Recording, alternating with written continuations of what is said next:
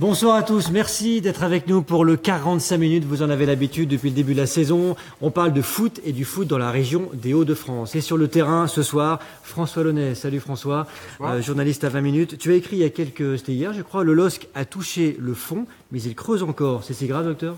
Là, je pense que la situation a rarement été aussi grave depuis que le LOSC est revenu en Ligue 1. Je suis très inquiet pour eux. À ce point-là.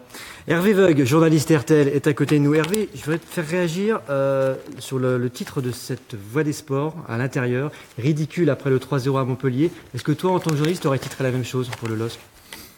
Non. Non, parce que finalement, vous avez un entraîneur qui est arrivé 3 jours avant, avec un autre qui est débarqué. Vous remettez en place un système tactique qui est différent. Et vous prenez l'eau sur un côté. Et vous prenez 3 buts. Donc ridicule, c'est peut-être un peu fort, mais c'est vrai qu'on peut être très inquiet au niveau sportif et au niveau financier. Il y en a qui sont inquiets, ce sont les supporters du LOSC. Salut Corentin Pagise, des Go Ridgel. Comment on est quand on est supporter là ? On se dit ras-le-bol ou on tient le coup là ? Là, on est surpris déjà en premier lieu. Et puis après, c'est vrai que on commence à être dépité de la situation parce que c'est vrai que là, on arrive à un point où on arrive bientôt à la trêve et on n'a que 12 points au compteur. Donc ça commence à être très très inquiétant. Emmanuel Magdelaine, est-ce qu'on parle de crise au LOSC, clairement ? Je dirais qu'il y a tous les ingrédients parce qu'il y a d'abord ce qu'on voit sur le terrain. Il y a aussi... Moi, ce qui m'inquiète aussi, c'est ce qu'il y a derrière, les conséquences derrière, financières, sur le plan même de la communication, sur le plan des contrats. Là, il n'y a pas d'entraîneur, comment en trouver un et tout ça. Enfin voilà, il y a pas que ce qu'on a vu de catastrophique samedi à Montpellier. Et c'est ça qui est inquiétant.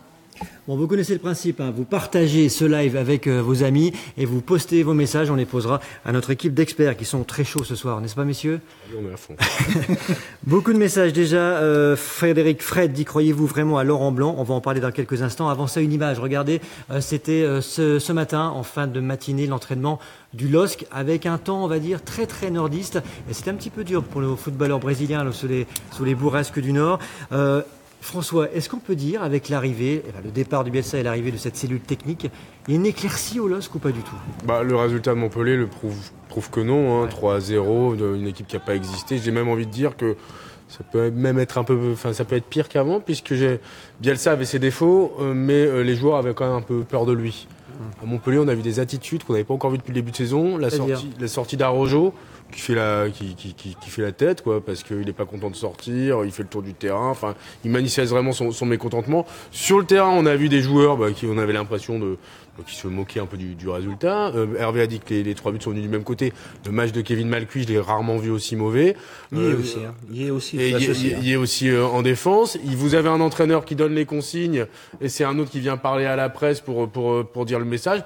Bref, tout part à volo, c'est du grand n'importe quoi sur le terrain, en dehors, la communication, c'est encore un autre débat, mais c'est du grand n'importe quoi aussi. Et pendant ça, là, le président Gérard Lopez est au Grand Prix de F1 d'Abu Dhabi. C'est le pire, tout se passe bien. C'est le pire. Vous avez un club qui est vraiment dans une difficulté grave, 19e au classement, avec en plus un entraîneur que vous virez par téléphone. Parce que Lopez était à Londres et communiquait avec le Nord, avec Campos, avec Ingla.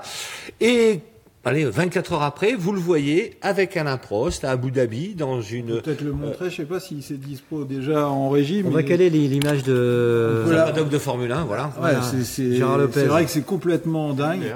Je me disais, pour comparer, pour essayer de se rendre compte, est-ce que quand Gervais Martel a viré Alain Casanova, ça n'aurait pas choqué s'il était vu quelques minutes ou quelques jours plus tard, même à Nice, à Cannes ou aux Baléares, quoi. Enfin, pour moi, c'est un peu comparable. Et je pense que tout le monde, à Lens, aurait dit, mais enfin, il perd la tête, Gervais Martel. Bon, voilà. Alors, Gérard Lopez, il faut quand même nuancer une chose, c'est qu'il a prévenu de ça. Il a prévenu qu'il serait pas présent, il a prévenu que le foot c'était pas sa grande passion, voilà. Non, mais je le défends pas, mais je dis quand même les éléments. Il est quand même encore actionnaire minoritaire d'une écurie de F1. Enfin voilà, c'est pas non plus incongru complètement de le trouver là. C'est l'actionnaire pur et dur en fait. C'est l'actionnaire. Il met l'argent et puis après il se retire. Et il a dit dès le départ qu'il laisserait Mark Ingla gérer le côté sportif. Alors où est Mark Ingla ? Mais c'est vrai que Mark Ingla n'a pas pris la parole. De ce point de vue, d'accord. Avec son chauffeur. Il est avec son chauffeur qui lui ouvre, qui lui ferme la porte, mais ça à la limite, c'est pas très grave. Mais Mark on va Ingla, l'écouter, Lopez. On est en train de nous caler. Vous me le lancez, puis on va juste réagir par rapport à cette image. C'était quand ça ? C'était Grand Prix de Formule 1. Et écoutez cette conversation.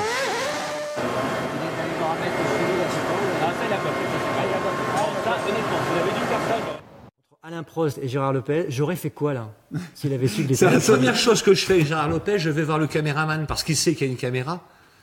La première chose, et je lui dis écoute, ça, tu la gardes, je veux pas la voir. Mais là il a dit j'aurais. J'aurais quoi, je ne sais pas. J'aurais fait top 5 peut-être. Non, mais je lui aurais laissé le droit d'y aller. Je pense que oui, là-dessus, je pense que Gérard Lopez, c'est ce qu'il était en train de dire à Alain Prost, que c'était pas un problème d'amis aller voir au Chili. C'est pas ça qui a provoqué le licenciement de Marcelo Bielsa. Et heureusement, par contre, le vrai souci, c'est que tout le projet du LOSC reposait quand même sur l'image de Marcelo Bielsa. Tout le recrutement a été fait par Marcelo Bielsa. Si des actionnaires sont venus, c'est pour Marcelo Bielsa en partie.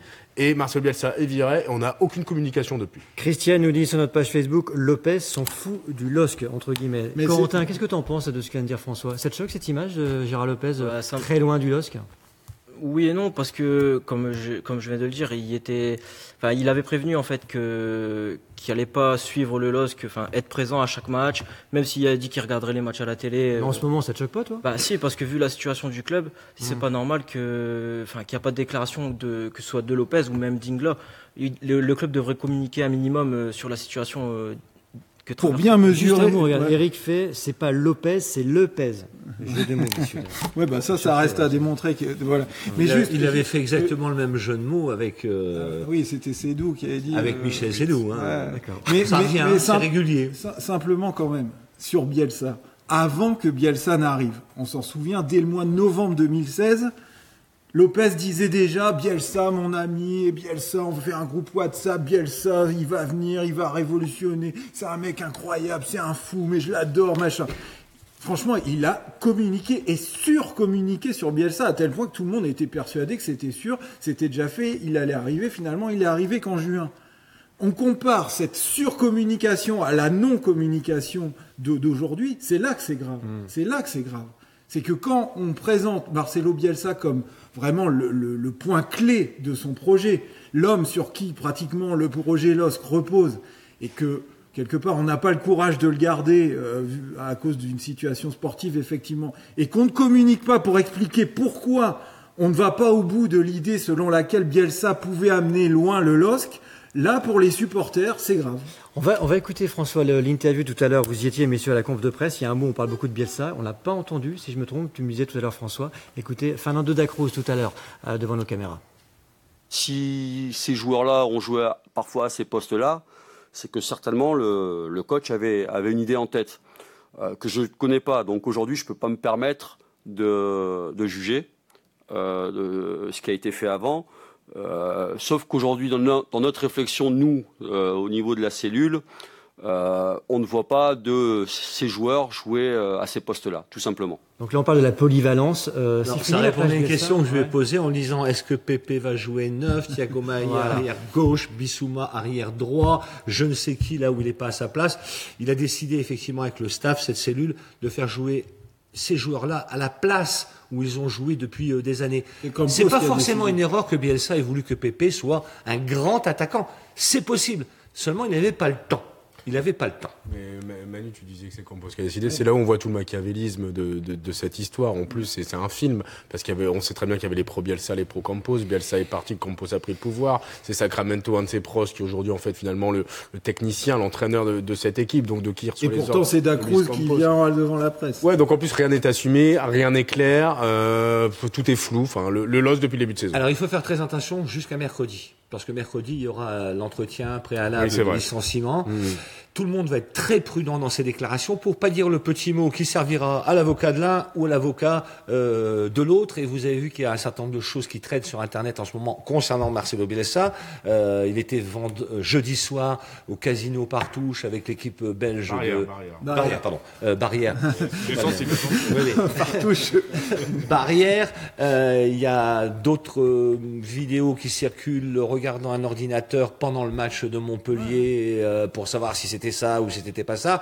Donc tout le monde va être très très prudent jusque mercredi. Je pense que s'il y a une communication qui arrivera au LOSC, ça sera jeudi. Et on rappelle, Hervé, s'il est licencié comme ça, c'est 14 millions d'euros que le LOSC doit payer. On est bien d'accord. Non, c'est pas si clair que ça. On va rentrer dans une procédure de négociation. Ils vont essayer de s'arranger à l'amiable. 14 millions, c'est pas que Bielsa. C'est Bielsa et l'ensemble de ses adjoints, chiliens, argentins, enfin le staff qui ne fait pas partie de la. Et c'est ce qui est prévu en gros sur le papier si ça se passe mal. Parce qu'on contractualise ce genre de choses. Et si ça se passe mal, qu'est-ce qu'on fait? Eh ben, vous me devrez 14 millions. Mais dans la réalité. Si ça va au bout de la procédure, si vraiment on n'a pas le choix, que tout ça va se finir devant les prud'hommes, mais a priori, ça devrait se jouer en coulisses. Bon, en tout cas, ça chauffe sur les réseaux sociaux. Beaucoup de commentaires sur le nom du futur entraîneur. Manu, tu avais posté sur la page Facebook une consultation avec la question, évidemment, quel entraîneur vous verriez pour remplacer Marcelo Bielsa? 1, Laurent Blanc, 2, Christophe Galtier, 3, Eriksson. Je précise qu'on a eu pratiquement 5000 réponses. Donc ce qui est quand même énorme. Ça dit quand même une tendance. Voilà, Laurent Blanc. C'est l'ordre C'est l'ordre qui a été choisi par je suppose, des supporters ou des gens qui aiment Laurent Blanc, plus Jean-Luc Gasset, qui est parti à Saint-Etienne avec Julien Sablé. Ouais. J'ai un doute. Galtier a dit, je prendrai quoi qu'il arrive 1 an pour voir un peu ce qui se passe, mais un projet. Hier, il a dit ça l'intéresse. Alors justement, la phrase du jour, regardez, c'était hier chez nos confrères de Canal+. C'est un projet qui peut m'intéresser. J'ai un attachement particulier pour ce club et pour cette région. Il était à un moment donné. Est-ce qu'il peut être le futur entraîneur, François? Moi, très sincèrement, c'est le meilleur profil. Dans le sens où c'est quelqu'un qui connaît parfaitement la Ligue, qui incarne une certaine stabilité. Ce qu'il a fait à Saint-Etienne, il a rendu ce club performant sur la durée. Plusieurs fois européen, un titre avec une Coupe de la Ligue, alors que le club n'en avait pu remporter depuis des dizaines d'années. Je pense vraiment que pour le LOSC, ce serait le meilleur profil. Alors après, il s'embarque dans une galère, parce qu'il va se retrouver avec des joueurs qu'il connaît absolument pas. Il va falloir qu'il parle à la fois espagnol, portugais, mais il sera aidé dans ce truc. Mais par contre, il a un gros avantage, et par rapport à tous ces joueurs, c'est qu'il connaît parfaitement la Ligue 1. Si vous mettez un Sven-Goran Eriksson, alors là, vous partez dans un délire complet. Il a l'avantage de connaître le club aussi. Et il connaît le club. Il a joué. Et Michael nous dit 87 à 90, je crois. Michael nous dit qu'il faut un entraîneur qui parle français. Évidemment, avec tous les joueurs. Moi, je serais tenté de dire que non, pas forcément, qui parle franco-espagnol. Parce que finalement, il y a 4 Français, 4-5 Français. Tous les autres sont, portugais, espagnols, enfin tout ce petit monde se reconnaît dans une langue. Donc il y a 2 entraîneurs espagnols qui sont sur la liste aussi. Il y a Javier Gracia et Gracia, et qui connaissent le football français. Le nom de l'entraîneur dira ce que va faire le LOSC d'ici la fin de saison. Si on part dans un entraîneur inconnu qui vient du Portugal ou d'Espagne juste parce que c'est un copain de Luis Campos, on va droit dans le mur. Si on prend quelqu'un pour redresser la situation, il faut quelqu'un qui connaisse le championnat de France, quelqu'un qui réussit dans le championnat de France, qui ait de l'expérience, et en plus quelqu'un qui a envie de venir. Toutes ces cases sont cochées par Christophe Galtier, qui a dit je veux bien venir. Alors ça c'est le point de vue, on va dire, sportif, d'analyse, mais j'ai quand même l'impression que depuis que Gérard Lopez est arrivé au LOSC, ce ne sont pas tout à fait ces critères là que tu viens d'énumérer qui sont normaux dans le football. J'ai l'impression qu'au LOSC on raisonne pas tout à fait pareil. Quand on entend que Javi Gracia a été contacté, on se dit mais attends, t'as regardé son palmarès. Enfin non, il connaît pas la Ligue 1, il a pas de palmarès. Enfin c'est bizarre quoi. Enfin il y a des choses qu'on ne comprend pas. Effectivement, Galtier, pour un président, je dirais, normal, qui connaît bien son boulot, qui se dit, là, faut plus prendre de risques, on est vraiment dans la mouise. Un mec qui peut redresser, il doit connaître la Ligue 1 parce qu'il doit savoir Mais quelle différence entre Gracia et Galtier à l'étranger, finalement?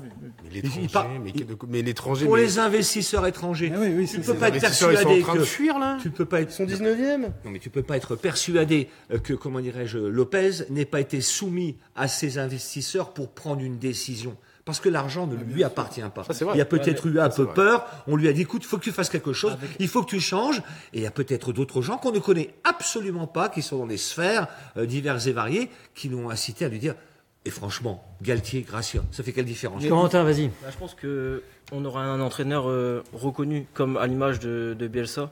Je pense qu'ils vont vouloir, les dirigeants frapper encore un grand coup pour, c'est de la com après, c'est tout ce qui est communication.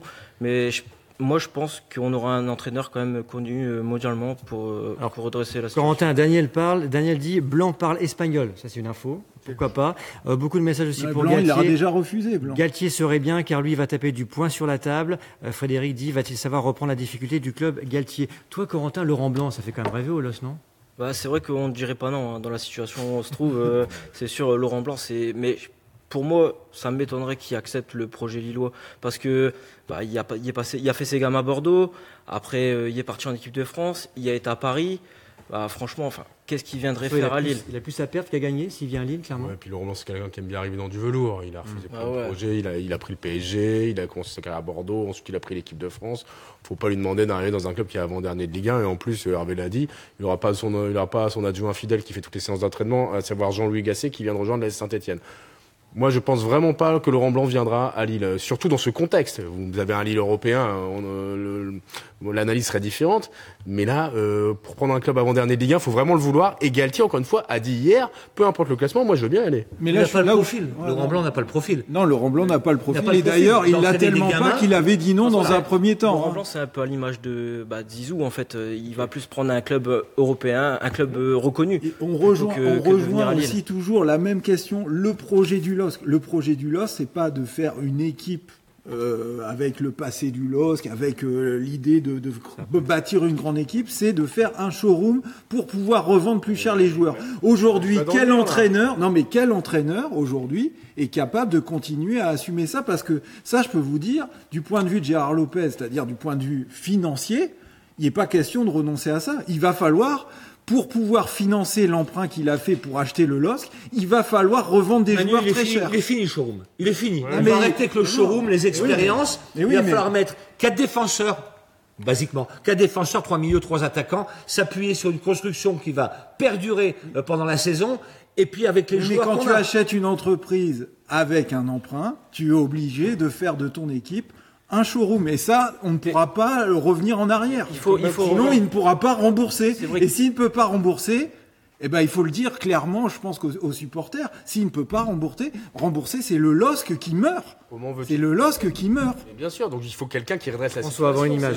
Non, mais je suis d'accord. Et donc quelqu'un qui soit armé pour ça. Et qui va accepter cette contrainte-là. Et un profil à la Galtier, pour moi, correspond. Manu, une photo, vous allez le reconnaître, la photo dans la tribune du stade de Montpellier. Luis Campos. Est-ce que c'est lui l'entraîneur du LOSC? Voilà, clairement. Est-ce qu'il est aux commandes là? Évidemment. Ouais. Oui, il faut vraiment être dupe pour dire que c'est Sacramento qui a les mains libres avec Da Cruz et qui se répartissent les rôles. Bien sûr que c'est Luis Campos qui dirige tout aujourd'hui. Il a gagné son combat contre Marcelo Bielsa. Au club, il y avait les pro-Campos, les pro-Bielsa qui étaient moins nombreux que les pro-Campos. Et aujourd'hui, il a le pouvoir. La nomination de la cellule technique prouve bien que c'est Luis Campos qui est au pouvoir, qui est aux commandes. En 2 semaines, Marcelo Bielsa s'est tiré 2 balles dans le pied. La première, c'est quand en conférence de presse, il nous annonce que ses relations avec Luis Campos sont limite sur les choix des joueurs. Et quelques jours après, c'est à Amiens quand il dit, à la limite, j'ai pas de solution avec cette équipe, je ne sais plus comment faire. Et ça rejoint ce qui s'était passé avec je vais retrouver l'entraîneur lillois aux dents blanches. Vous allez m'aider. Hervé Renard, qui avait à un moment donné, au bout de 7 ou 8 journées, s'était mis une balle dans le pied à la question, est-ce que vous avez une solution? J'en ai pas. 2 jours après, il était viré. Est-ce que vous croyez encore au projet de Gérard Lopez? C'était la consultation que Manu a déposée sur Facebook. La réponse est claire, non à 66%. Est-ce que les supporters du LOSC croient encore à ce projet, Corentin? C'est de plus en plus difficile à y croire puisque la mayonnaise n'a pas pris. On nous a demandé d'être patient, on l'a été. Maintenant, faut savoir aussi se faire entendre en tant que supporter. Peut-être envisager une grève dès le prochain match à domicile contre Toulouse, oui. Alors justement, Mickaël, il dit actuellement une réunion est en cours entre dirigeants et supporters au domaine de Luchin. Mais il est bien informé, Mickaël. Il est bien informé. Qu'est-ce que tu en attends, toi, en tant que supporter de cette réunion, en ce moment? Des comptes, tout simplement. Parce que c'est en fait les résultats ils sont pas là. Ils ont suspendu plutôt Bielsa. Mais en fait, mais à côté de ça, il n'y a aucune communication du club. Donc après cette réunion, après ils vont certainement, faut pas se leurrer, brosser les supporters dans le sens du poil, faut clairement le dire.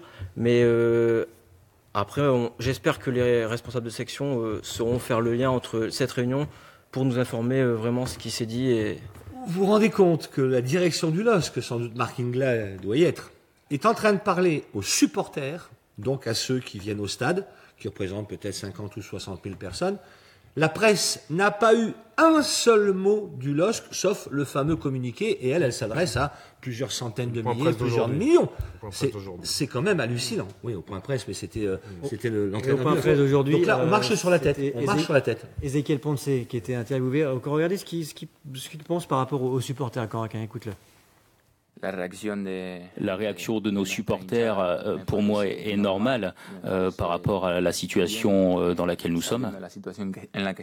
Et mon message à nos supporters est que nous avons évidemment besoin d'eux pour réussir également à sortir de cette situation. Alors après, il faut savoir aussi que les supporters, après le match de Montpellier, ont été à l'aéroport. Donc ils étaient à peu près une cinquantaine pour aller justement bousculer un peu les joueurs. Enfin, il y a pas eu de débordement, mais c'est surtout des mouillés le maillot qui sont sortis et des longues discussions avec Beria et les membres du staff, du staff actuel. Corentin, j'ai une question de Joël. Est-ce que tu y crois? Est-ce que ça sert à quelque chose, une grève des supporters contre Toulouse? Après, si on fait rien, en gros, on cautionne. Donc, être supporter, c'est pas toujours être là dans les bons moments. Il faut savoir aussi taper du poing sur la table quand il faut. Là, il n'y a plus rien. Faut pas se leurrer, il n'y a plus rien qui va à Lille. François? Moi, ce qui me gêne dans cette histoire, on le savait depuis le début, mais c'est un projet qui est basé que sur l'argent. L'âme et les valeurs du LOSC, on les oublie. On renvoie l'entraîneur qui était censé donner une réputation internationale au LOSC. Les supporters sont en colère. Il n'y a aucune clarté au niveau de la communication. Les joueurs sont perdus ou pire, indifférents à la situation du club. Tous ces éléments-là m'inquiètent énormément.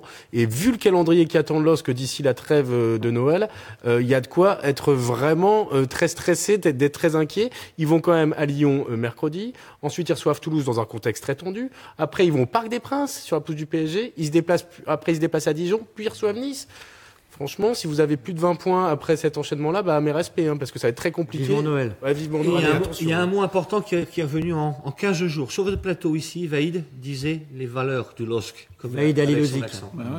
Et 15 jours avant, c'est Rudy Garcia. À la fin du match de l'OM, j'espère que ce club n'a pas perdu ses valeurs.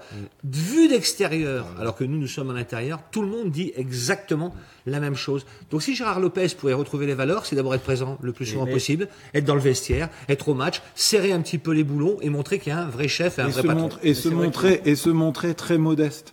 On n'arrive pas dans le football quand on n'y connaît pas grand-chose en disant qu'on va tout casser et faire la Ligue des Champions quasiment dans les 2 ans. On voit que même avec un grand entraîneur, même avec un grand recruteur, même avec certains grands joueurs, parce qu'il y a des bons joueurs dans l'équipe du LOSC, on voit que c'est compliqué. Et donc, ça demande beaucoup d'humilité, beaucoup de modestie, de la construction patiente. Et tout ça, le LOSC, depuis le début de saison, en manque cruellement. On n'arrête pas de le dire. On attend la réaction saine, j'ai envie de dire, de Gérard Lopez et de Marc Ingla, et voilà, qu'ils se rendent compte qu'ils ont été très, très immodestes dans leur façon de racheter le LOSC, en pensant qu'il n'y a pas de passé, qu'il n'y a pas d'histoire, qu'il n'y a pas de valeur. Ils se sont plantés de A à Z. Ils ont une occasion, en choisissant un entraîneur, de repartir quasiment de zéro. Il y a peut-être encore une chance, mais elle est infime. Allez, j'infime. Allez, Jordi sur Facebook dit « Un dog ne meurt jamais, il dort ». Voilà. Je vous demande de vous mouiller. Il n'y a que 2 points. Faut qu'il se réveille quand même. 2 points d'écart entre le 19e. Je vous demande de vous mouiller. Un nom et des infos. Quel entraîneur tu vois, Manu, toi? Allez. Moi, je rejoins juste François en disant que Galtier, c'est vrai que ça paraît être le meilleur profil. Et j'ai l'impression que je vais me tromper. Et que François aussi, du coup. François, vas-y. Il veut venir. C'est le meilleur profil pour le LOSC aujourd'hui. Moi, je vote Galtier. Hervé, rapide. Moi, ce sera l'un des 2 Espagnols, Gracia ou Garcia, pour la langue. Pour la langue, Corentin. Certainement un entraîneur portugais. Après, de préférence, j'aurais bien aimé Ancelotti, mais bon, je crois pas que ça va pas être possible. Romain nous dit déjà, c'est pas mal. Jardim, c'est pas mal. C'est bien. Romain nous dit déjà 20 minutes sur Lille, comme d'habitude, Amiens passe au second blanc. au second plan. Eh bien non, Romain, regarde. Corentin, je te remercie de nous avoir accompagnés pour cette émission. Je te laisse supporter le LOSC. On va rejoindre Jean-Louis Crossi dans quelques minutes. Tu nous rejoins, Jean-Louis. Allez, vas-y, installe-toi. Jean-Louis Crossi, journaliste à France 3 Picardie. Parce que lui, messieurs, il a le sourire. Parce qu'à Amiens, ça roule. Regardez, on va écouter les interviews de l'entraîneur Christophe Galtier et du gardien de but Pélissier, pardon. Jeu de mots. Et lapsus révélateur. Une info avant, pour finir sur le LOSC, excuse-moi, elle vient de tomber. On va se faire engueuler. Non, mais elle vient de tomber. Il y a Marcelo Bielsa qui vient de saisir la LFP pour contester la résiliation de son contrat. Voilà. À l'instant, c'est l'AFP qui l'annonce. Donc voilà, vous voyez, ça va être le feuilleton Bielsa maintenant. Et à mon avis, ça peut aussi empoisonner clairement la vie du LOSC. Il y aura une victime collatérale dans tout ça, ce sera le LOSC. Et attention, vraiment, d'ici la fin de saison. Et on continuera à en parler évidemment dans cette émission. Allez, réaction de Christophe Pélissier et de Régis Gürtner. Regardez. On n'a pas de chance sans aller la chercher. Donc voilà, c'est que quand on est dans une spirale positive comme ça, il faut garder ça pour aller chercher ces détails qui font la différence. La série à l'heure actuelle d'Amiens, elle est possible par la qualité du groupe avec un grand G.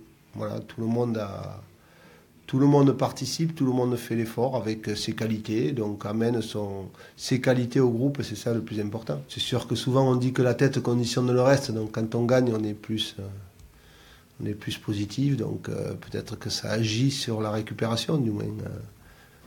C'est sûr qu'on est plus léger. On est plus léger à Amiens. On va regarder le classement de la Ligue 1. Amiens est 10e maintenant avec 18 points après sa victoire contre le LOSC. Jean-Louis, pourquoi ça marche aussi bien? Je vais déjà dire que c'est Amiens peut-être plus sain et plus simple à Amiens qu'au LOSC. Voilà. Pourquoi tu dis ça? Parce que je vous ai entendu tout à l'heure pendant 20 minutes, c'était quand même, on a l'impression de parler de l'Olympique de Marseille de la grande époque. C'est pas faux. C'est pas faux. Là non, c'est une... Tu l'as évoqué tout à l'heure, Manu, tu as parlé d'un projet, tu as parlé d'une ambiance peut-être, et c'est ça qui est une des forces d'ailleurs de la SC cette saison. Il y a une vraie bonne ambiance, oui, Amiens, là. Et puis des joueurs humbles, une équipe humble. Je pense que c'est très important. Voilà, les résultats sont là. Bon, 10e, premier club des Hauts-de-France, on peut dire ça. On peut le dire. De loin. Tu peux, vas-y. De loin, ouais, premier club. Même si, alors d'ailleurs, les joueurs ne s'enflamment pas, le coach non plus. Il considère qu'il n'y a que 4 points, et c'est la réalité entre le 9e et le 18e. Donc c'est pas grand-chose. Mais effectivement, il ne s'enflamment pas, il y a un enthousiasme, mais ils sont modestes et ils sont humbles. Et il y a une base, celle de national même, on peut aller jusqu'au national. Oui, deuxième division, première division, ils ont eu joueurs. Deux montées successives. Et il y a eu quelques joueurs qui sont venus chaque année s'additionner. Il y a un entraîneur qui a un plan de jeu, qui depuis le début s'est fié à son plan de jeu. Il y a des joueurs qui sont à l'écoute. Il y a des joueurs qui se font, des farces entre eux. Il y a des joueurs qui vont faire des repas. Il y a des joueurs qui commentent même des matchs des amis. dans leur, dans leur sofa à deux pour déconner. On les a vus aujourd'hui. Ah ouais. Donc ça veut dire que quelque part, il y a un groupe qui parle d'abord la même langue. Et ça, vous ne m'ôterez pas d'idée que c'est vachement important. Excusez-moi, j'ai rien contre les étrangers. Il y a quand même 2 joueurs qui parlent pas le français, qui parlent le portugais, donc ils communiquent en anglais. Il y en a 2. Ah oui, il y en a 2. Bon, oui. N'hésitez pas à poser vos questions sur Amiens. Vous disiez tout à l'heure qu'on parlait pas d'Amiens. On demande aussi aux supporters de Lille ce qu'ils pensent de cette saison d'Amiens, François. C'est aussi un club qui est resté droit dans la tempête, qui aurait pu vraiment partir en vrille après l'histoire de la barrière où tout le monde s'est moqué d'eux. Pas tout le monde. Ouais, enfin beaucoup se sont moqués d'eux. En disant mais regardez-moi ce club d'amateurs avec une tribune qui s'effondre, ils n'ont pas du tout leur place en Ligue 1. À partir de ce moment-là, ils n'ont plus perdu qu'un seul match. Et pourtant, ça a été compliqué pour eux puisque pendant un mois, ils n'ont pas joué au stade de la Licorne, qui est quand même leur base. Ça les a pas empêchés de reprendre confiance en eux. Et finalement, cette histoire a peut-être été un déclic pour dire mais nous, on va vous prouver qu'on vaut beaucoup mieux que ça et on va vous montrer à la France du foot qu'on est une équipe, qu'on est humble et qu'on n'a pas l'arrogance que Manu donnait tout à l'heure sur le un peu comme la réaction qui avait fait suite à un article dans un hebdomadaire de football l'année dernière qui les comparait. Ils avaient fait une liste de pizzas, je ne sais pas si vous vous souvenez de cette affaire, et Amiens c'est la pizza chèvre. Et ça a été très mal vécu, entre guillemets, surtout par les supporters. Bon, les joueurs peut-être ont vu ça un peu sous le côté anecdotique, mais enfin, ça participait de cette espèce de mépris qu'il y avait un petit peu pour cette équipe. Oui, il y a bien des journalistes parisiens qui traitent les journalistes nordistes d'alcoolos. Oui, c'est vrai. Ouais. Ah bon, tu as des exemples? Oui. Oh, il y en a un exemple qui traîne en ce moment sur la toile. Donc c'est pas beaucoup plus beau que de critiquer Amiens, ou peut-être ces gens-là n'ont pas mis un seul pied à aucun moment. Et d'ailleurs, la plupart de la presse qui a critiqué la Barrière n'a jamais été à la Licorne. Non, n'était déjà pas à la Licorne ce soir-là. Ils n'ont jamais vu le stade. Nous, on y était. Moi, j'y étais et je sais ce que j'ai vu, je sais ce que j'ai entendu et j'avais légitimement le droit de dire un certain nombre de choses. Alors, un peu de l'extérieur, vous allez beaucoup plus au match que moi. Clairement, toi, Jean-Louis, tu vois quasiment tous les matchs. On parle souvent de bonne ambiance, de valeur, mais sur le terrain, quand même, c'est un niveau Ligue 1, clairement. Bien sûr que c'est un niveau Ligue 1. Il y a une qualité. Ça, on ne répète pas assez, quand même. Je crois que maintenant, ça commence à se voir. C'est clair. Il me semble, je pense que la presse aussi ouvre un petit peu les yeux. Là, ce matin, dans un journal quotidien sportif connu, le gardien de la SC était dans l'équipe type. Régis Gertner, ça a été d'ailleurs notre joueur du mois en partenariat avec le Courrier Picard le mois dernier. Voilà, donc non, c'est pas un hasard, il y a des joueurs de très grande qualité, Kakuta et d'autres. Enfin, Eric dit, il y a un super entraîneur à Amiens. On va voir un sondage, Manu t'avait posté ça sur notre page Facebook. Christophe Pélissier, est-il l'artisan du succès d'Amiens? Alors je sais pas combien il y a eu de votants, mais là il y a eu 100%. Bon, non, il n'y a pas eu 5000 votants, mais il y en a quand même eu plusieurs centaines, et c'est dingue. Il a un parcours extraordinaire, Christophe Pélissier. Il vient de l'Uznac, il avait réussi à faire monter DH à Ligue 2. Ils arrivent à la Ligue 2, le foot français qui s'est donné des leçons et sanctionné les petits clubs et jamais les grands clubs, sanctionne l'Uznac, vous ne pouvez pas jouer dans votre stade. Donc l'Uznac rétrogradé, Pélissier doit repartir à zéro, il rebondit à Amiens en national et en 2 ans... il fait 2 montées successives, de national en Ligue 2, de Ligue 1 en Ligue 1. Moi quand j'entends Jean-Louis, quand je vois les matchs d'Amiens, alors je ne suis pas allé cette saison à la Licorne, mais je regarde les matchs à la télé, je les vois... je me dis c'est un peu l'anti-LOSC quelque part. Enfin, il y a une sorte de vraiment de parallèle dingue là entre la discussion qu'on vient d'avoir et ce que tu viens de dire et ce qu'on voit aussi sur le terrain. Voilà, une équipe solidaire, ça fait apparaître un peu ringard de dire ça, mais voilà. Et ça, Pélissier fait sa conférence de presse. C'est ça, bah oui, c'est ce qu'on aime quand même dans le foot. Faut qu'on se le redise. Il dit bonjour. Il dit bonjour. Réagissez à ce que vient de dire Manu. Quand il voit 2 journalistes qu'il n'a pas vus dans la zone mixte, il sort, il vient leur dire bonjour parce qu'il les a pas salués. Mais c'est quand même la moindre des choses. Je sais pas si c'est des rapports qu'on doit avoir avec un entraîneur. En plus, s'il est bon, eh bien, évidemment, il va être encensé. Il n'y aura pas une étoile dans un journal. On s'entend bien. Attends, je précise quand même, anti, c'est pas contre le LOS, c'est le contraire. L'antithèse, quoi. C'est une méthode complètement différente. Réagissez si vous êtes supporter du LOSC. Est-ce que Amiens est le contraire en ce moment du LOSC? On attend vos réactions. Amiens, ça ressemble plus, on était avec Vaïd la semaine dernière, ça ressemble plus au LOSC qu'on a connu qui partait des tréfonds de la Ligue 2 pour aller jusqu'à la Ligue des Champions. C'était ça. On se souvient même du terrain d'entraînement. D'ailleurs, il y a à peu près la même base. La réussite d'Amiens, elle passe par sa base défensive essentiellement. 14 buts encaissés seulement, 3e meilleure défense de Ligue 1 sur les 11 derniers matchs. Et puis juste une chose qui a été dite aujourd'hui par Christophe Pélissier, c'est qu'il a 2 modèles, c'est Dijon et Angers. Ah, c'est pas bien ça? Certainement pas, je pense pas. On va lui poser la question demain. Mais... François dit, c'est une superbe équipe, c'est une équipe de copains. Plein de messages. Étienne François dit, très peu de monde croyait en eux et les voyait dans les derniers. C'est une agréable surprise. Vous avez des joueurs, faut pas oublier que c'est pas qu'une équipe. Il y a aussi des joueurs. Vous prenez Gertner dans les buts, c'est sans doute en ce moment l'un de ceux qui est le meilleur en France. Vous prenez Monconduit, le capitaine, c'est l'homme qui dirige, et bien sûr Kakuta, qu'on n'attendait pas à un aussi haut niveau dans une équipe. Et Kakuta, d'ailleurs, c'est un peu, quand on dit anti-LOSC, ça va jusque-là, parce que Kakuta, c'est un sacré pari. Il vient à Amiens. Et honnêtement, il pourrait peut-être, dans un monde idéal, viser beaucoup plus haut. On sait pourquoi. Non, mais il vient de sa famille. Non, mais pour se rapprocher de sa famille, pour se relancer aussi, c'est un pari. Pélissier lui-même disait que c'était un pari. On l'a dit au tout début de saison en disant, s'il gagne ce pari, Amiens sera pas mal. Et effectivement, ça correspond quand même. Kakuta, et résultat, c'est pour ça où je veux en venir, anti-LOSC, c'est-à-dire que Kakuta, demain, peut-être à la fin de saison, effectivement, il aura un niveau tel que des clubs vont vouloir l'acheter. Et il va y avoir une plus-value. Donc vous voyez que même de ce point de vue-là, Amiens, c'est pas du tout ridicule. Un joueur comme Kakuta, ils vont peut-être réussir à le revendre assez favorablement. Pas au mercato d'hiver parce que Amiens avait déjà été pillé au mois d'août. Avec Ndombele Ndombele qui était leur meilleur joueur. On pensait qu'ils allaient s'écrouler avec la perte de Ndombele. Finalement, ça n'a rien changé. Parce qu'il y a une question pour toi. Frédéric dit Amiens, c'est Via de Camboiré. C'est exactement ça. Moi, ça me fait penser à VA de la montée qui avait fait le même parcours qu'Amiens de National à la Ligue 1 entre 2005 et 2005-2006, de montée d'affilée, bande de copains, solidarité, bonne ambiance, bon entraîneur. Et ça leur a permis de rester très longtemps en Ligue 1. Et peut-être avec d'installer des bases d'un vrai club professionnel. Des règles de vie qui ont été mises en place par le pédicier ou par le club qui sont strictes et rigoureuses. Je suis allé une demi-heure avant l'arrivée des joueurs à l'entraînement il y a encore quelques jours. Je peux vous dire qu'il n'y a aucune voiture qui n'est arrivée en retard. Ce qui n'est pas le cas à Luchin, puisqu'on sait que l'un des problèmes a été à peu près aussi sur cette insécurité des valeurs d'arrivée, de déjeuner. Et des horaires. Jean-Louis, on termine avec Amiens.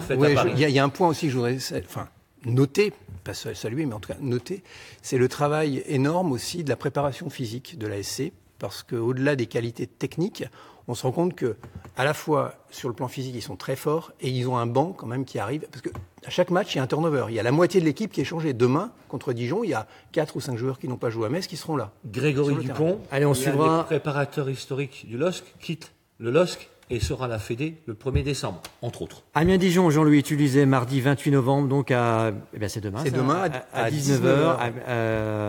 Dijon qui a le même nombre de points qu'Amiens, donc ça va être un match. Et troisième défense, Amiens, contre la 5e attaque de Ligue 1, Dijon. Voilà, donc pour l'instant, tu continues à avoir le sourire et c'est tant mieux. Allez, on passe à Lens avec cette image. C'était Le Havre-Lens, stade Océane, avec cette défaite de Lens 1-0. On va parler de ces images. Vous en pensez quoi là de Lens? C'est dur. Chaque match. Ça va être comme ça toute la saison, parce que c'était un club encore une fois qui était programmé pour la Ligue 1 à la base, qui s'est jamais remis de cette montée à la dernière seconde au profit justement d'Amiens et ça aussi ça a dû jouer dans la dynamique d'ailleurs de l'ASC pour cette saison-là. Lens c'est la dynamique inverse, c'est un club qui est resté quand même sur 4 matchs sans défaite, c'était sa meilleure série depuis le début de saison, mais qui est retombé au Havre parce que pas assez efficace offensivement, pas assez dangereux offensivement. Ils s'en sont beaucoup remis à leur gardien Jérémy Vachou. C'est pas un hasard, ça aurait pu être pire le reste. Justement, on va voir une image. Si vous êtes supporter lensois, postez vos messages. Nos experts ici sur le terrain du 45 minutes vous répondront directement. On va regarder cette image, t'en parlais François, de Jérémy Vachou. Et c'est la question qu'on pose dans 45 minutes. Là, Jérémy Vachou qui a fait un super match malgré la défaite au Havre, qui a pris la place de Douchez récemment pour d'autres affaires. Vous voyez qui dans les buts, vous? On va voir Césaré là. Est-ce qu'il est en train de gagner sa place, Jérémy Vachou? Vachou, c'est l'avenir. S'il est bon, il n'y a pas de raison de le changer. Et en plus, je trouve, on parle beaucoup d'images, de valeurs. Je ne sais pas si Nicolas Douchez est responsable de ce qu'il a fait lors de cette fameuse soirée nocturne à Paris, mais le procès c'est en février. Moi je pense que d'ici le mois de février, gardons Vachou, puis on verra s'il faut remettre Douchez ou pas. S'il est performant, autant le garder. Hervé a raison, c'est l'avenir. Douchez, il y a 15 ans d'écart entre les deux, c'est ça? Oui, c'est à peu près 14 ans d'écart, c'est énorme. Donc autant miser sur l'avenir, le Racing a besoin de ça. Et Nicolas Douchez, malheureusement avec cette affaire, il a non seulement perdu sa place, il retrouvera jamais le brassard de capitaine, ça on nous l'a dit.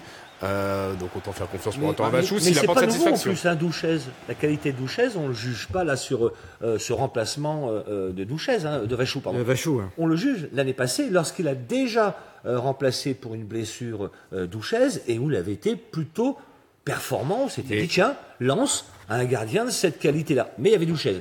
Cette année, il y a un problème, il y a un conflit. Ils le mettent et finalement il est bon. Donc Vachou, pour moi c'est Vachou, c'est clair, c'est net et c'est précis. Et il y a 2 ans, Vachou avait fait aussi une moitié de saison. En 2015-2016, il avait pris la place de Joris Del sur le terrain. Message de Yann, pardon Manu. Il y aura des gros changements l'année prochaine à Lens? On a déjà eu beaucoup depuis le début de saison. Vous avez changé de dirigeant, vous avez changé d'entraîneur déjà, vous avez changé pas mal de joueurs. Je pense qu'au contraire, Lens, il faudrait avoir un peu de stabilité si on veut essayer de construire quelque chose. C'est ce qui manque beaucoup au RC Lens depuis 10 ans. Reconstruisons sur des bonnes bases et essayons d'avoir enfin la stabilité au RC Lens. Le problème, c'est que ils ne peuvent pas trop patienter en Ligue 2 trop longtemps parce qu'à un moment, les actionnaires actuels vont finir par dire ça nous coûte très très cher. Il nous reste 2 minutes avec Lens, Manu. Et je pense justement que Eric Sicora, au départ, quand il a remis Douchez, c'était dans l'idée, on est vraiment dans la mouise, il nous faut des joueurs d'expérience. C'était logique quelque part. Aujourd'hui, Je pense qu'il sait aussi que là, de toute façon, Lens, au mieux, va se maintenir cette saison, ne peut pas espérer mieux, donc doit déjà être dans l'optique de la saison d'après. Dans ce cas, évidemment qu'il faut laisser Vachou préparer l'avenir. On ne prépare pas l'avenir avec Douchez. Moi, j'ai le sentiment que c'est... Douchez, il pouvait servir effectivement s'il y avait besoin de l'élément d'expérience. Bon, d'autre part, on l'a déjà dit ici, en dehors de l'affaire qui s'est passée vraiment, il a montré quelque part qu'il n'était pas peut-être concentré à 1000% pour le RC Lens dans une situation difficile. Il n'a pas envoyé un très bon signal aux vestiaires et aux supporters. Du coup, je pense que Vachou, il mérite vraiment qu'on lui fasse confiance. Il est très apprécié des supporters. Douchez, tout le monde dit, il habite à Paris, il fait des allers-retours. C'est faux. C'est faux. Il habite dans la région et son jour de repos, parce qu'il a une famille, il le passe à Paris. Non, parce qu'à un moment donné... J'ai été prudent, Hervé, j'ai dit, voilà, peut-être. Oui, en tout cas, le signal qui a été envoyé, c'est celui-là. Il vient à l'entraînement, après, il va à Paris, il revient, il va à Paris, il revient. Non. Pour savoir où il habite, je sais où il habite, c'est dans une préfecture proche de Lens, donc vous avez vite compris. Et globalement... comme tous les joueurs de Lens, oui, allez, c'est rétabli. Non, mais c'est important parce qu'on a l'impression que certains supporters ont tiré à boulet rouge sur sa façon d'être. Évidemment, j'ai quand même le sentiment qu'on est dans l'improvisation à Lens. Pourquoi tu dis ça? Parce que Lens avait un objectif quand même clairement déterminé en début de saison. Oui. Et là, finalement, ça tâtonne, on ne sait pas, on hésite, alors que le poste de gardien est un poste clé. En fait, Lens, Yann dit, je vais le retrouver, Vachou mérite sa place, c'est logique. Voilà, il confirme ce que tu dis, Hervé. Mais pour rebondir sur l'improvisation du RC Lens, il y a un peu de ça dans le sens où ils ont mis du temps pour faire leur deuil de la montée en Ligue 1. C'est même après les 7 défaites d'affilée d'entrée de championnat, certains disaient encore on va se rattraper, on va pouvoir rattraper le wagon. Vous avez perdu du temps et du coup, on a l'impression que maintenant, ça y est, on est enfin rentré dans la façon de se dire, oui, là on joue le maintien, faut qu'on se sauve, on sait qu'on montera pas cette saison, mais ça a pris 2-3 mois avant que ce soit clair. Parce que c'est assez facile pour Amiens. Hervé était dernier. À la 93e minute de la dernière journée, ils ne sont pas en Ligue 1.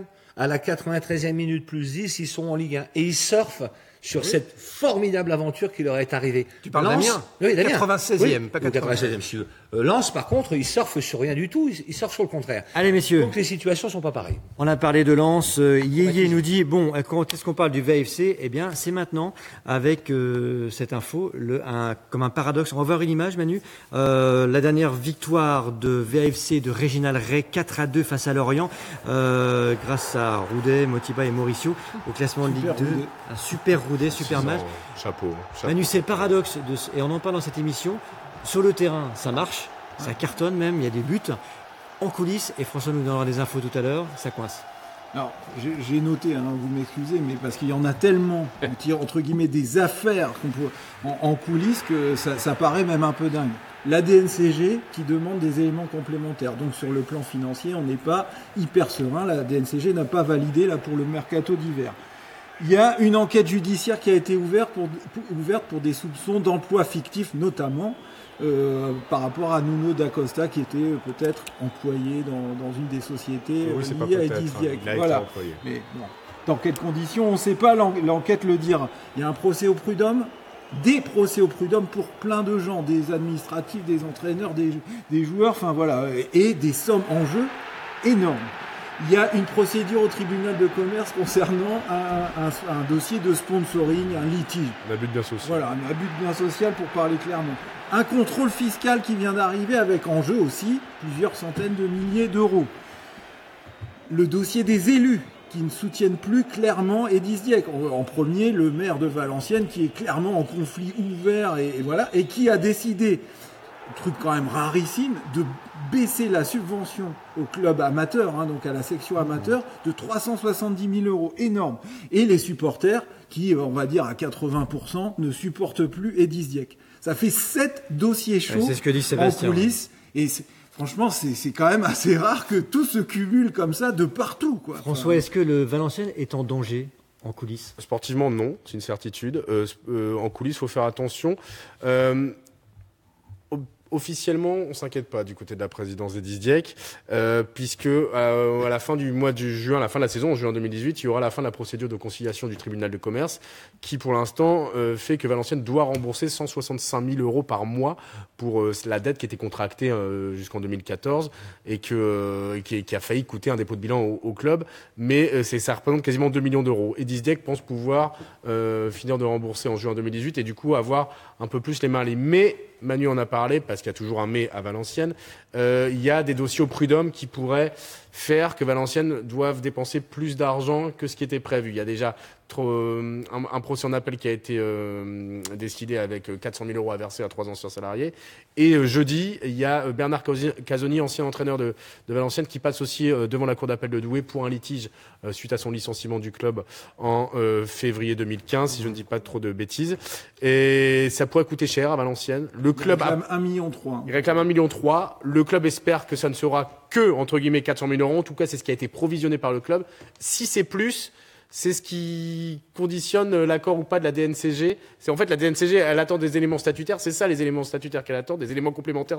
C'est ça. C'est la décision de la cour d'appel pour voir à combien Valenciennes va être condamné à payer à Bernard Casoni en fonction de la somme qui sera décidée. Elle décidera de dire oui, vous pouvez recruter ou non, vous pouvez pas recruter au mercato d'hiver. Et oui, il y a des joueurs qui partiront ou non, des joueurs ne partiront pas au mercato d'hiver. C'est le président Edis Dieck là, qui est clairement en cause par beaucoup de supporters. Il y a quelques messages aussi là sur... Jean-Luc, quand vous avez autant d'affaires qui sortent, c'est qu'il y a beaucoup de gens qui parlent. Et s'il y a beaucoup de gens qui parlent, c'est qu'ils en veulent beaucoup à Edis Dieck, qui, sur le fond, finalement, essaie de rembourser, de remettre les comptes du club à flot. Mais ce qui dérange énormément de gens, c'est la méthode employée, la façon employée. Les salariés du club ne supportent plus l'ambiance qui est désastreuse au sein du club du Hainaut. Les partenaires ont du mal. Les partenaires hésitent à s'engager à cause de la présidence. Les politiques, les élus ne veulent plus donner des subventions au club. Tout ça crée une espèce de climat de tension, de défiance, alors que VA va bien sur le terrain. 9e de Ligue 2, 24 points. Ils n'ont jamais été aussi bien depuis leur retour en Ligue 2 il y a 3 ans. On a Yayé qui dit on a une équipe qui marche, mais avec une direction comme celle-ci, on va droit dans le mur. Les mots sont durs quand même. Oui, mais 2 images que j'ai. Valenciennes vient jouer à Lille en Coupe de la Ligue et est battu au tir au but, comme on l'a vu. On est dans la zone mixte. Il y a la porte des vestiaires de Valenciennes à droite. Et là, je vois, pour la première fois, ça fait quand même un moment donné qu'il aurait peut-être pu rencontrer le journaliste d'RTL, celui d'RMC, parce qu'il n'a rencontré personne. Le président de Valenciennes sortir, mais avec une smalade gamin, on a l'impression qu'on sortait d'une cour de récréation. Je n'avais jamais vu ça, qu'on sortait avec 5 gamins, je crois son fils, plus des autres gamins, un petit blond qui avait 10 ans. Son fils, c'est le président bis. Oui, Et la deuxième chose, c'est que la mairie de Valenciennes, à ce que je sache, obtient une place en tribune honneur par match. Si vous voulez, à un moment donné, vous faire aider quand il y aura une difficulté par une mairie d'une façon ou d'une autre, et donc la mairie de Valenciennes, ne mégotez pas sur une place. Ça vous coûte rien une place, ça vous coûte quelques petits fours et un siège. Et en même temps, le lien un peu historique comme ça entre le club, la mairie et tout, c'est un petit peu has-been tout ça aussi. Il y a peut-être aussi de ça à Valenciennes, c'est qu'il y a quand même un mélange permanent politico-financier et sportif qui est un peu malsain, et c'est aussi ce qui ressort aujourd'hui. Il y a un cordon aussi peut-être à couper un petit peu plus nettement. Il nous reste 3 minutes de temps additionnel, messieurs. François, Jérémy Dehoff dit, si on veut revoir la Ligue 1, ce sera avec Partouche. Oui, en tout cas, c'est la question qui se pose. Est-ce que Partouche reprendra le club comme il a priori? Il pourrait être question d'ici les 2 prochaines années. Tout est lié au fait que Valenciennes ne monte ou pas en Ligue 1. Si Valenciennes monte en Ligue 1 dans les 2 prochaines saisons, Edis Dieck restera président quoi qu'il arrive.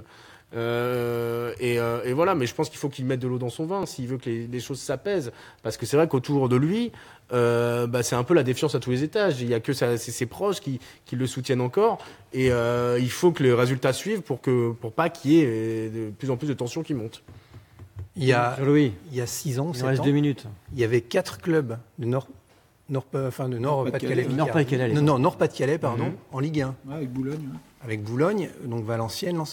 Là, moi, j'ai l'impression d'un gâchis phénoménal en quelques années, puisque sur le plan sportif, Lille se bat peut-être pour ne pas descendre. Lens, c'est cuit. peut-être quelques années. Et puis Valenciennes, bon, bah là, les objectifs sont là, mais tu dis que sur l'extra sportif, il risque d'avoir beaucoup de problèmes. Je me fais l'avocat du diable, mais je le rappelle, hein, il nous reste une minute. 9e à 5 points du 3e qui est Clermont.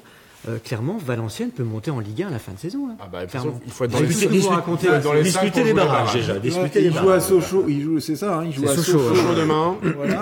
Après ils reçoivent Quevilly, qui est quand même pas super bien. Il y a la Coupe de France entre les deux. Après vous recevez Quevilly et après vous allez à Reims. Qui est leader. Dans ces 3 matchs-là, il n'est pas impossible de penser que vous pouvez prendre entre 4 et 6 points et vous serez à la porte du podium. Hein.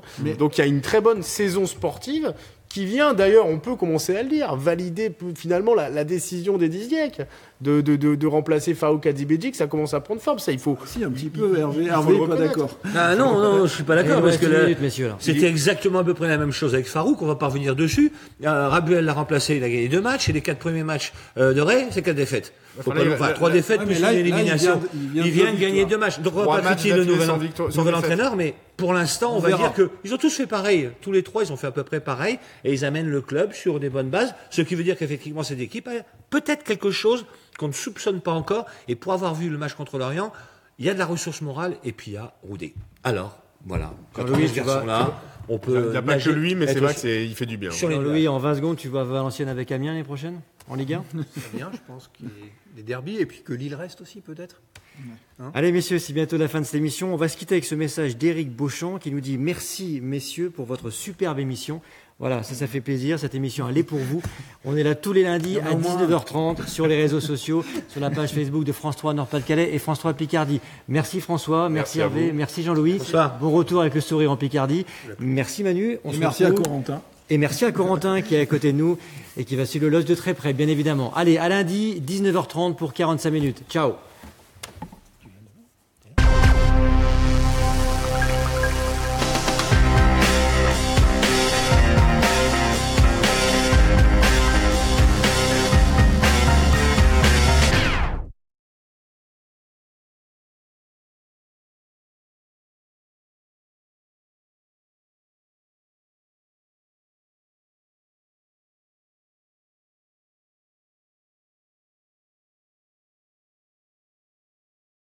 Et à revoir sur France TV. Inédit, jeudi sur France 3. Aujourd'hui, je veux réunir tous les Villeneuvois, tous ceux, ouvriers, patrons. Il n'est jamais facile de se dire adieu. Jamais facile de quitter une série après tant d'années. Alors, le temps d'une dernière soirée, les derniers combats seront livrés.